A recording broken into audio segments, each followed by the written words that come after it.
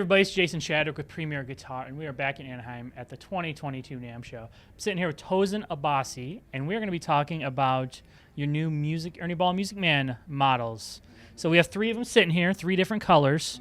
And the first thing I just asked you before we started rolling, I said, no, save it, is how fun is it to name the colors? Once you get the look dialed in, and they're like, all right, Tosin, what are we going to name these 3 colors? What kind of ideas come to mind immediately? You try to pivot from like the most obvious thing. So with like the Abasi concept stuff, we'll do things like instead of white, we'll call it tundra or something, you know. You try to give it a vibe beyond like blue, which I guess is its own vibe. But with the Music Man stuff, I have not been part of the color naming scheme. They have their own. Let's rename them right now. What comes to mind when you pick up that sparkly one? Solar flare. That's a good one. Okay. And the real name is? I don't know. Okay. Yeah. Good. So to walk us through kind of what was the idea behind kind of branching out from your own brand, collaborating with Ernie Ball Music Man, and creating this model.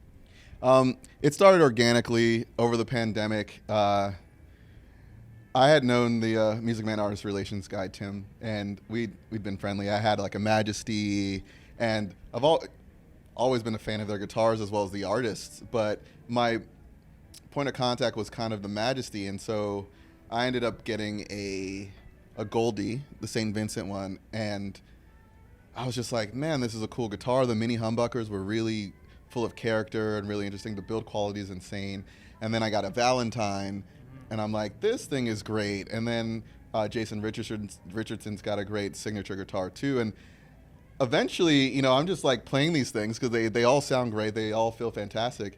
From a design standpoint, I always loved how they were really down to just imagine different body shapes that didn't necessarily exist. And that confidence and that bold sort of aesthetic was always something that was on my radar. And, you know, the Music Man stuff made in the USA, it's like super high end. And even the things with like the hardware and it's little things like the pickup selectors and the volume knobs, but this is all like bespoke, you know, in-house stuff. So eventually there was a conversation about, you know, working together, and I just thought like, well, I consider myself a designer, you know, like, and I was just like, it could be really cool to design a guitar for Music Man.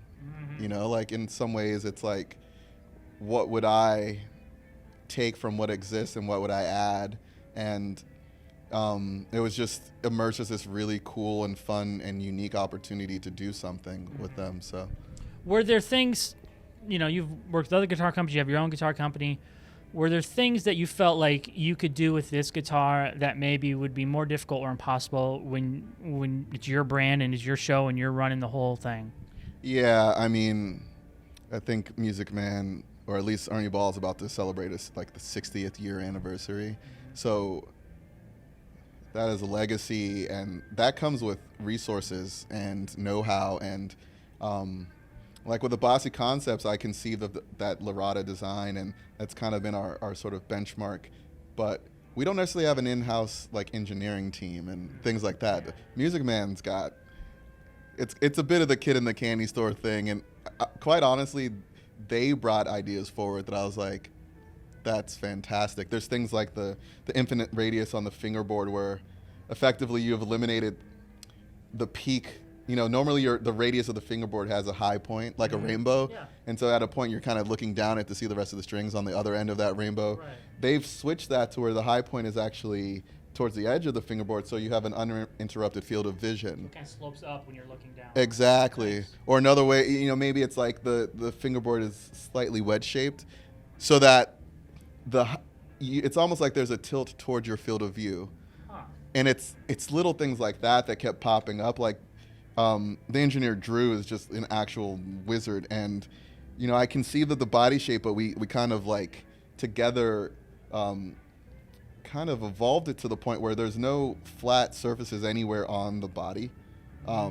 So this sort of almost organic level of contouring. And even this contour in the back that kind of, normally it's kind of scooped right here. Yeah. It kind of goes crossways across the body. Yeah, it's a lot easier to have intersecting planes when you're manufacturing stuff. Having this constant radius sloping it's a lot more advanced. And so I guess the creative in me was just like, man, these guys literally can translate these aesthetic ideas into reality.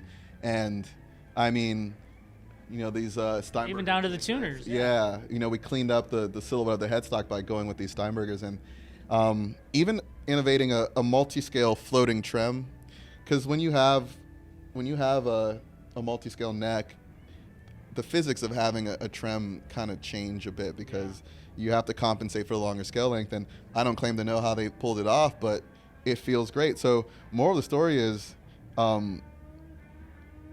like I said, it's a bit of a kid in a candy store, like great opportunity to just design another guitar. It's like we all love guitars. Yeah, that's right. Here's another one. So, what are some things about a guitar for you to put your name on it? I mean, is it fan fret? Is that kind of are there certain non-negotiables that, like, whatever guitar I end up with, it's got to have maybe these 3 or 4 elements? Yeah, it's a good question. I mean, I didn't want to make something that only I would like. So, but I also needed to make something that if I wanted to go on stage and play it, it could seamlessly integrate. So part of that is biasing the pickups towards higher gain playing. And what are these Ernie Ball pickups? Yeah. And not only that, they're heat treated, which is, they have this HT technology, which I'm not going to go too deep into, but let's just say they are able to optimize the magnetic field by heat treating the pickups. I think that's how it works. For me, the net result is that the pickups sounded more vivid, and there's just a harmonic richness and like a clarity that doesn't take it away from like what you want your pickups to sound like. It just sounds like kind of like you cleaned off your glasses or something. You might be able to relate to this analogy. I'm about to clean them Yeah, off right after this yeah. interview, right. Things just get a little sharper. Yeah.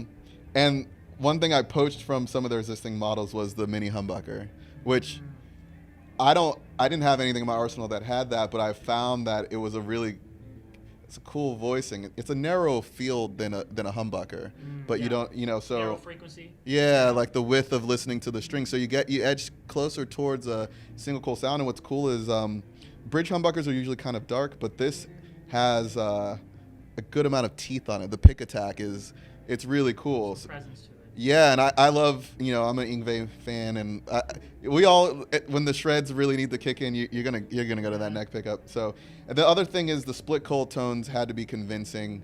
I didn't want to not have a guitar that didn't do a convincing single coil split sort of sound, because a lot of the techniques I use are yeah, exactly. So this does that really well. But I did want to create something kind of like a workhorse for other guitarists.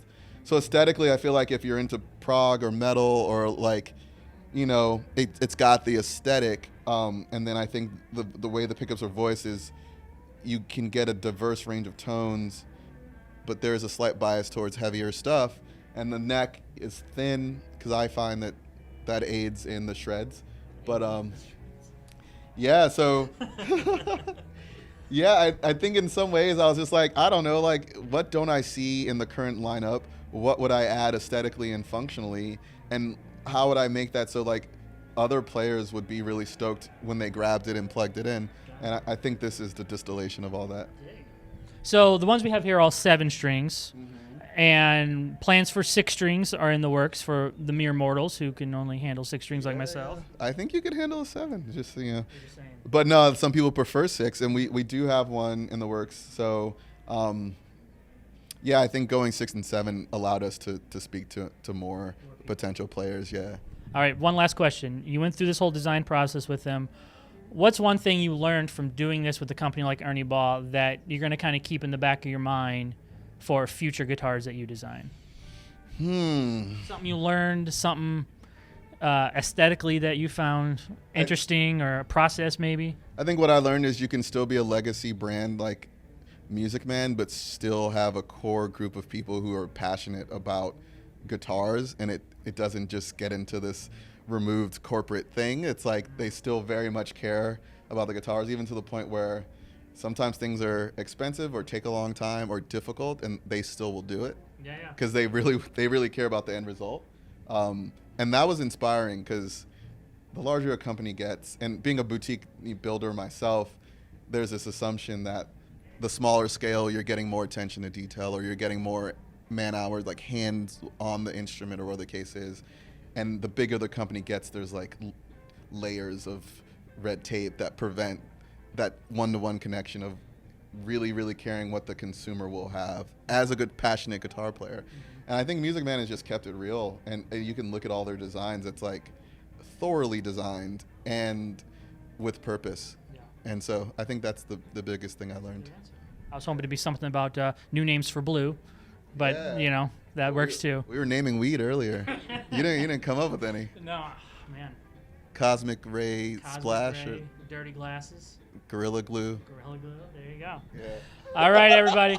This is Jason Shattuck with Premier Guitar, Tosin Abasi, and we'll see you later.